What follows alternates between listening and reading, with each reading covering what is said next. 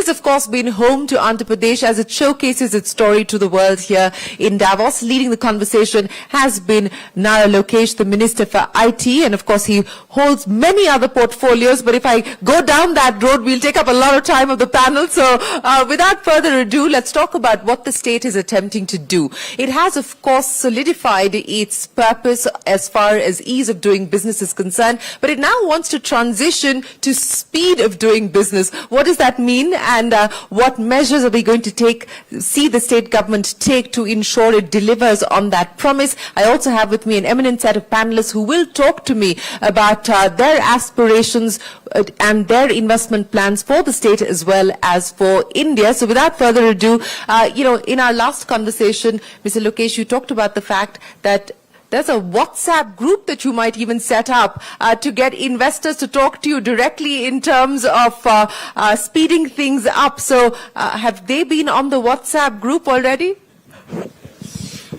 I think two of the panelists have my number and they're in touch with me directly. So it's government on WhatsApp and governance by WhatsApp? Well, it's about rewriting the speed at which India can actually deliver and showing the way to the world. I think India is one of those rare countries where we are able to deliver on speed, which other parts of the world are unable to do. And I believe this is just the beginning. The beauty of our great nation is that if one state starts it, rest will follow it. And I think that's going to put a lot more challenge on us in Andhra Pradesh and to start breaking records every time we take up a new project. But explain to me the difference, because when one talks about the ease of doing business, one would imagine that the speed of doing business is implicit in that. How will things change now as you move and pivot to the ease of doing business? So it's actually a very good point, right?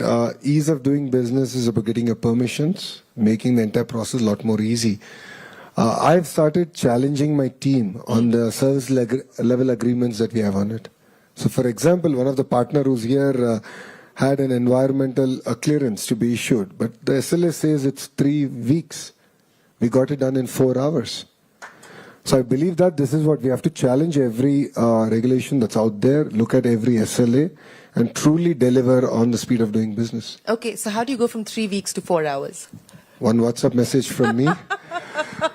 So I got to hear we work on strict timelines with all investors in Andhra Pradesh. We monitor the projects on a weekly basis. So if a project is getting delayed, we try and understand what's the issue, and any feedback is taken positively. Even criticism is welcome, so we take it positively and we work on it. And that's how we were able to get this done in 4 hours. But, jokes aside, how do you institutionalize the speed of doing business at scale? Because not everybody can be on WhatsApp with you, or not every decision can be taken on WhatsApp by you. So how do you institutionalize speed at scale? I think it requires a fundamental cultural shift across, in politics, in the bureaucracy. So we are doing that. So we, from our chief minister up to your VRO, we are all talking about on speed of doing business. So not the SMEs, all of them cannot reach out to me or be in touch with me, but we want to create an environment, a culture to deliver on that. That's one part. Second is the regulatory framework. So we have now formed a group which is being advised by self-made billionaires who are giving me input on which regulation, how do we go about it, how do we streamline it, and how can we truncate the time it takes for each of this, permissions and so on and so forth. And what are the permissions that we don't even need? Why does, for example, an IT company really need a pollution control board clearance, for crying out loud? So we're going to now look at each and every regulatory framework that's there in the state, and we're going to challenge the entire team, the bureaucracy, to come back and tell us why should it even be there. So deregulation, essentially. Yes. A big move on that. Big move on that. Sanjay, let me come to you, because your investment into the state of Andhra Pradesh made headlines with that big $15 billion announcement. How long did it take for you to make that decision, A, to go to Andhra Pradesh, and B, to get things done in Andhra Pradesh? Yeah, I think before I answer that, let me just start by saying I'm really delighted to be here on this panel, and good to see you again, Shireen. I think first I would start and say that we have been deeply committed to India as Google. I think we started more than 20 years back. And the memory that I carry of that is that 20 years back, internet penetration for women were so low. Yeah. And Google did a project called Internet Sati with Tata Trust. Today, the penetration of internet for women in India is almost parity. So I feel proud that we've been committed in a deep manner. And that comes to this $15 billion investment. We have committed even more deeply to this. And I think fundamentally it's 1 gigawatt plus capacity, subsea cables, the biggest project they're doing outside America for the first time.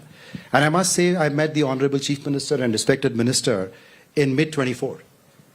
It was a conversation where he laid out, the Honorable Chief Minister laid out the vision, and by mid-25 it was done.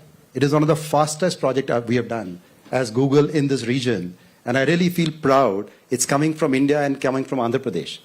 And I'll build on what Lokesh, you were saying on, I think, 3 themes which I think stand out for me. One is the idea of the way the Honorable Chief Minister defined what we're trying to do is good for Andhra Pradesh, good for India, good for Google. Which means it's a partnership. It's not a contract manufacturing. It's a big shift in the mindset, how we approach it. Second, I think, is very data-led decision-making, which is transparency. You know exactly what's happening. And third thing in my mind, which is what you just said, speed. This speed of moving things is the fastest I've seen. So I really acknowledge that and thank you and delighted to not only do this, but even do more as we move in the future. Well, you know, speaking of doing more, you preempted my question, Sanjay, because as India sort of takes the next steps as far as its AI journey is concerned, data center capacity in India much lower than the US or even China. What do you believe it will take for the AI infrastructure build out to be a reality in India? And companies like yours, I mean, how much more appetite do you have for India? I think the reality is we have more than 1 billion Indians. The power of AI today is that the language barrier is gone. So far, the use of technology was limited by, if you knew English language well, you could use technology. But hardly 200 million people understand and speak English. So I see India moving from 200 million people deeply using technology to almost 1.4 billion people using technology. Because there is no barrier of language, there is no barrier of literacy. You can speak, text, video, whatever format that you want to engage in. So it's going to be a dramatic increase. And what excites me, therefore, is that what we have built here will need to keep evaluating how fast to build more. And I feel from my point of view, India is really best suited to take the next leap as AI comes in because we are really good in applying the models and technology for both the benefit of society and customers. Okay, I'll come back and double down on that in just a second. But Jatin, let me come to you now. You know, it's not just ease of doing business and speed of doing business, but it's also the cost of doing business. And that is something that the state has been focusing on, specifically for the IT sector.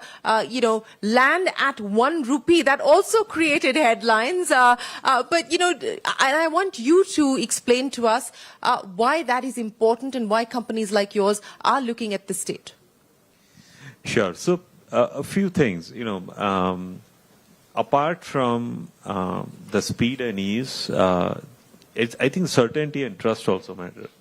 And certainty and trust comes from your ability to access the entire infrastructure of the state transparently, as Sanjay was mentioning. And you have comfort that when you have a fair cause, you will see a fair response.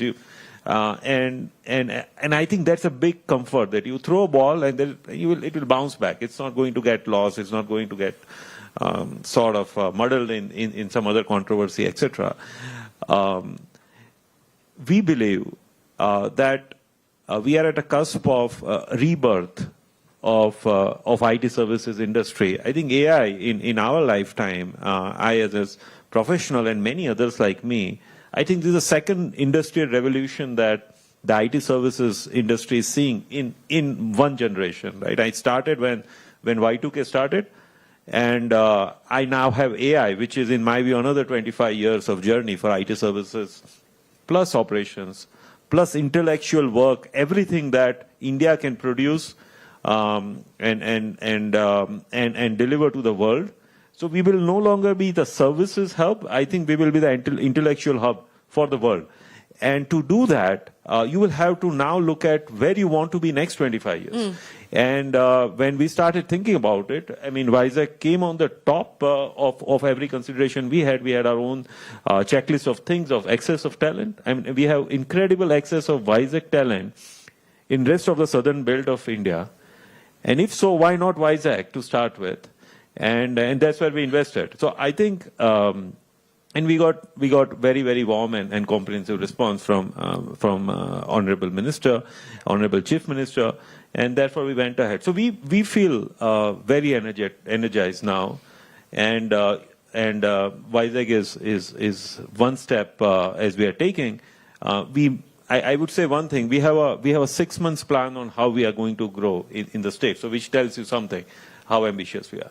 Well, I just want to bring up the point that you made about the fact that the next 25 years will see a transformation of the Indian IT services sector. And this has been a sector that's been a huge generator as far as, export earnings are concerned. It's also been a big employer in India. As we transition to more AI-led, what is the expectation that the private sector has from industry, especially when we talk about talent? I mean, that is the single biggest competitive